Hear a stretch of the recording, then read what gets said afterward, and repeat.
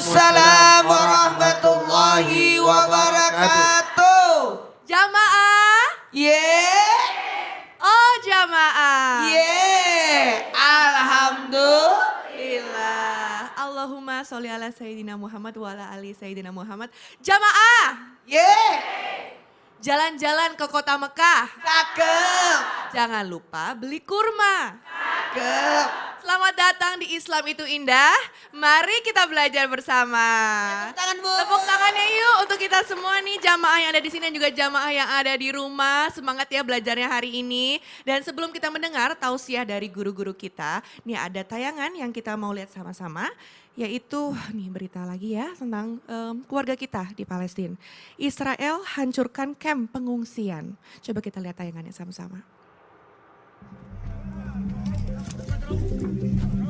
Petugas penyelamat berusaha menyelamatkan seorang wanita dari reruntuhan setelah pasukan Zionis Israel menyerang kamp pengungsian Jabalia pada Sabtu. Serangan roket itu menewaskan lebih dari 10 orang dan puluhan lainnya terjebak di bawah reruntuhan bangunan. Setidaknya 10 bangunan rata dengan tanah. Militer Israel mengatakan pasukannya terus beroperasi di jalur Gaza termasuk Rafah dan Jabalia untuk melawan aksi teroris. Kamp pengungsian Jabalia juga pernah menjadi target serangan pasukan Zionis pada Desember lalu.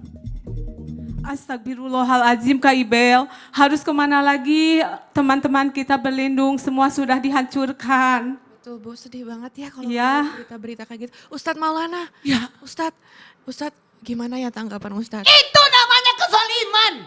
Maaf ya. Itu namanya kezaliman. Ingat, kezaliman itu sangat merusak. Kezaliman itu membahayakan. Bukan hanya buat orang lain, termasuk yang melakukannya. Sehingga kezaliman ini harus ditinggalkan karena termasuk dosa yang sangat besar.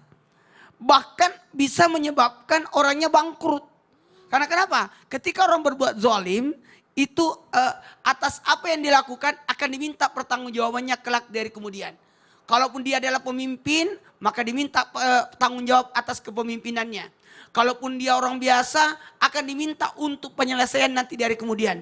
Sehingga ada nanti orang mau masuk surga tapi tertahan. Kenapa? Karena dia pernah berbuat zalim kepada seseorang sehingga diminta pertanggungjawabnya untuk menyelesaikan. Sehingga bisa jadi pahalanya diambil, ibadahnya diambil, puasanya diambil. Jadi kalau kita belajar dari sini, ya dilakukan tadi tayangan tadi, ke pengungsian dihancurkan juga. Bom gitu ya dihancurkan. Itu pertanda bahwa kita jangan melakukan hal yang sama. Ya terima kasih Pak Ustadz. Terima kasih Pak Ustadz. Dan semoga kita terus nantiasa mendoakan ya saudara-saudara kita yang ada di Palestina. Terima kasih Ustadz Maulana, terima kasih Ibu. Nah untuk jamaah juga, abis ini kita ada tema yang cukup menarik nih. Nah ini pasti banyak yang bisa relate. Pernah gak sih jamaah ngerasain bahwa kita tuh misalnya udah berdoa terus tapi doanya tuh belum dikabulkan. Ada yang pernah ngerasain gak Ibu-Ibu? Pernah ya? Kayaknya udah coba terus-terusan berdoa. Bahkan di waktu-waktu yang mustajab juga dicoba. Tapi kayaknya gak terkabulkan.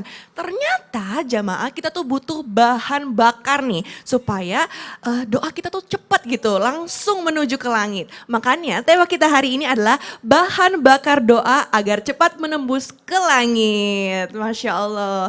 Penasaran kan ya? Apa nih kira-kira nih bahan bakarnya? Tapi sebelum kita mendengar nasihat dari guru-guru kita. Ini ada lagi nih video yang kita lihat sama-sama. Seorang ibu menangis karena melihat anaknya ditangkap saat tawuran. Coba kita lihat.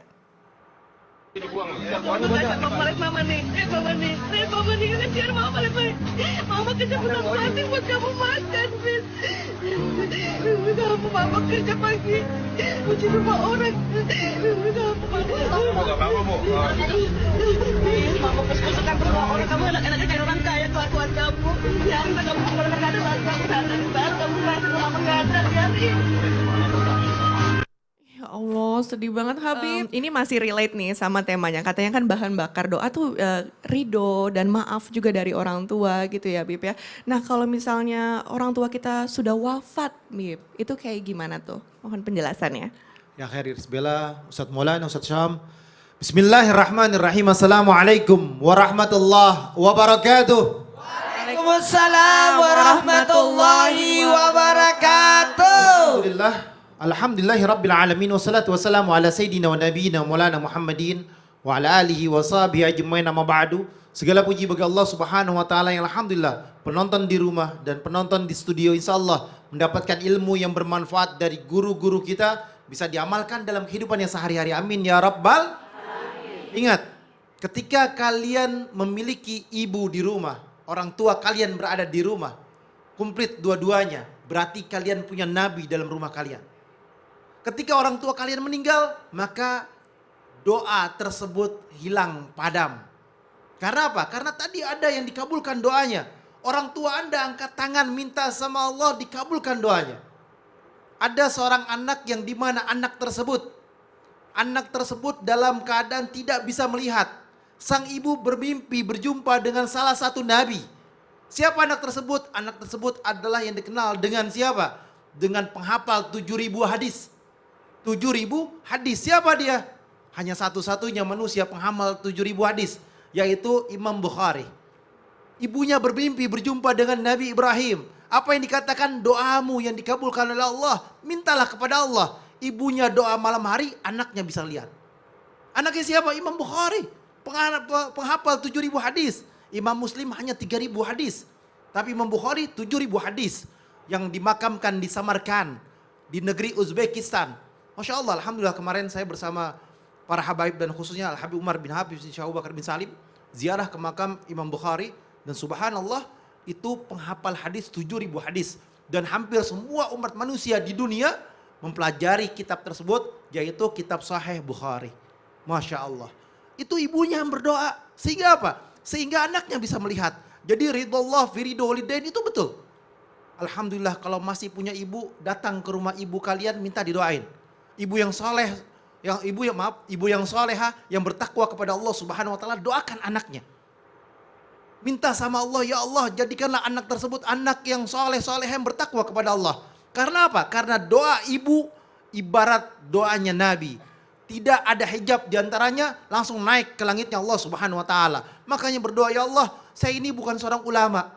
Saya ini bukan seorang yang alim. Saya bukan muallimah. Jadikan anak saya anak yang alim, anak yang soleha. Anak yang bertakwa kepada Allah, sehingga hidup saya lebih mudah dan lebih dekat kepada Allah Subhanahu wa taala. Jadi beruntung yang memiliki ibu, dan apabila ibunya sudah tidak ada, maka doakan dan berangkatkan umroh dengan haji badalnya, umroh dengan umroh badalnya, niscaya keberkahan di dalamnya. Kalau punya duit banyak, kasih uang untuk sedekah setiap Jumatnya atau Senin sampai Ahadnya, atau bangunin masjid buat orang tua kalian. Masya Allah, jadi banyak ya Habib ya cara-caranya tadi ya. Makasih Habib atas penjelasannya gitu. Jadi masih banyak cara-caranya walaupun orang tua kita udah wafat, kita terus doakan, beramal atas nama orang tua kita. Nah sekarang kita mau tanya ke Ustadz Syam.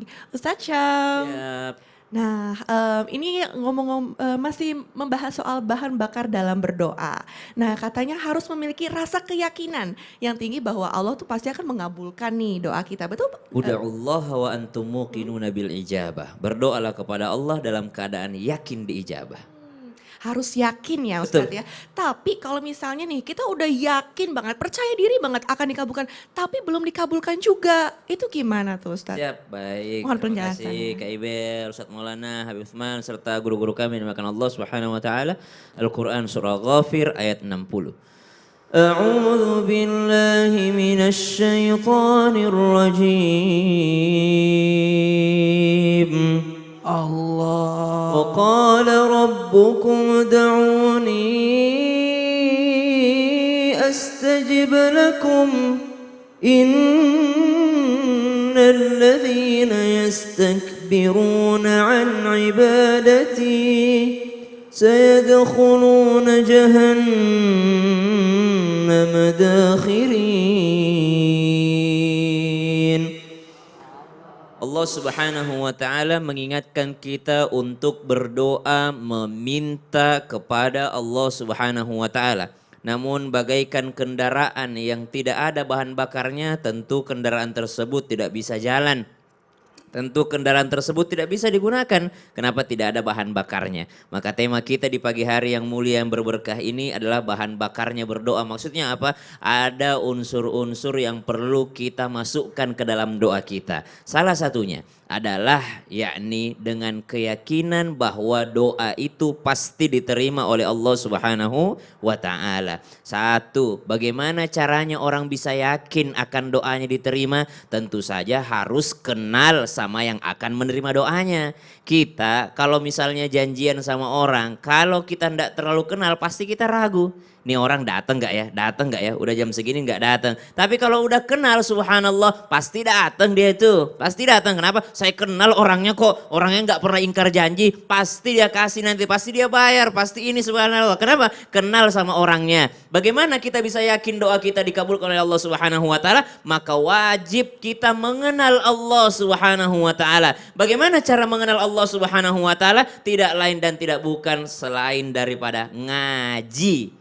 Ngaji, majelis taklim, majelis ilmu, tidak ada yang lebih utama dalam hal mengenal Allah Subhanahu wa taala sedangkan daripada apa yang diajarkan oleh baginda Nabi sallallahu alaihi wasallam dari lisan beliau tentang bagaimana Allah Subhanahu wa taala mengabulkan doa seorang hamba. Nanti diceritain tuh dalam pengajiannya kisah tentang Nabi Zakaria dikabulkan, kisah tentang Nabi Ayub dikabulkan, kisah tentang Nabi Ibrahim dikabulkan, kisah tentang Nabi Muhammad sallallahu alaihi wasallam dikabulkan doanya. Maka dengan ngaji kita bisa semakin mengenal Allah, semakin kenal, semakin yakin. Itu yang pertama. Yang kedua, kalau udah kenal maka akan cinta. Coba tuh, kalau selama apapun kita nungguin orang, kalau itu orang yang kita cintai pasti kita sabar menunggu. Kalau kita cinta sama Allah Subhanahu wa taala, doanya berapa lama pun baru dikabulkan gak apa-apa dari orang yang dicintai kok. Dari Allah kok, dari zat yang paling kita cintai. Mau berapa lama pun ditungguin. Kenapa? Karena cinta kepada Allah Subhanahu wa taala. Itulah beberapa tips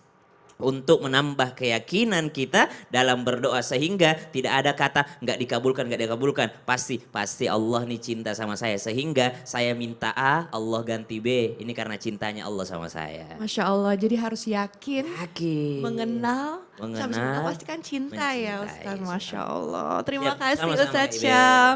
Luar biasa ya. Tadi udah dikasih tips ya. Gimana supaya kita tetap semangat walaupun misalnya doa kita belum terkabulkan. Masih banyak cara-cara lain gitu ya. Mendapatkan bahan bakar untuk doa-doa kita. Nah untuk lanjut lagi mungkin Ibu mau manggil jamaah di sini ya. Untuk baca quotes. Ibu sini Bu. Ini ada quotes nih. Quotes untuk para jamaah di rumah. Boleh Ibu bantuin bacain ya? Assalamualaikum warahmatullahi wabarakatuh. Berdoalah kamu kepada Allah Subhanahu wa taala sehingga matamu melihat apa yang kamu doakan. Oh, luar biasa ya, quotesnya bagus banget. Tepuk tangan dulu dong ibu-ibu. Ibu biasanya doain apa tuh? Doa anak-anak dari mulai hamil sampai sekarang anak sudah nikah tetap berdoa. Masya Allah luar biasa. Terima kasih Ibu. Untuk jamaah di rumah juga nih kita masih bahas tentang bahan bakar doa. Jadi jangan kemana-mana, tetap di Islam itu indah. Jamaah. Oh jamaah. Alhamdulillah.